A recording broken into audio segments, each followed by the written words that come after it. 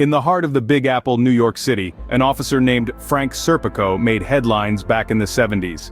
He dared to stand against corruption within his own ranks, blowing the whistle on his colleagues who were deeply immersed in bribery and corruption. But instead of being hailed as a hero, he was shot during a drug arrest, and his fellow officers didn't call for help.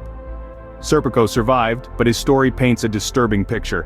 One of a system that punishes those who dare to challenge it.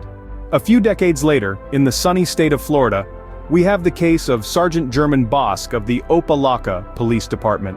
Despite being fired 5 times and arrested 3 times, Bosk has managed to retain his badge. He has been accused of stealing a car, possessing narcotics, and false imprisonment, among other things. Yet he continues to serve, shielded by a system that seems to have a knack for turning a blind eye to the misdeeds of its own. In the City of Angels, Los Angeles, we have the Rampart scandal of the late 90s, where 70 officers within the LAPD's Rampart division were implicated in misconduct. This included drug dealing, planting of evidence, racial profiling, use of excessive force, and even perjury. The city was forced to pay over $70 million in settlements, but the damage to public trust was immeasurable. In each of these cases, we see a system that not only allows bad cops to thrive but often protects them, fostering a culture of impunity and fear. But this isn't just about a few bad apples. It's about an entire barrel that needs to be inspected, cleaned, and sometimes completely replaced. So what can we do about it?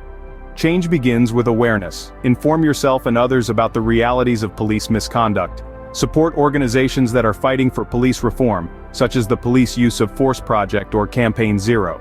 Write to your local representatives, urging them to back legislation that holds police officers accountable for their actions. But perhaps most importantly, remember that silence is complicity. Speak up. Stand against injustice, even if it comes dressed in a badge and uniform. Because the issue of bad cops isn't just a police problem, it's a societal problem, and it's up to us to solve it.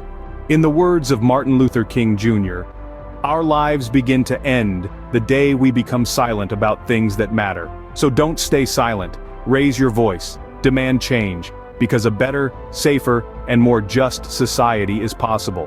And it begins with each one of us.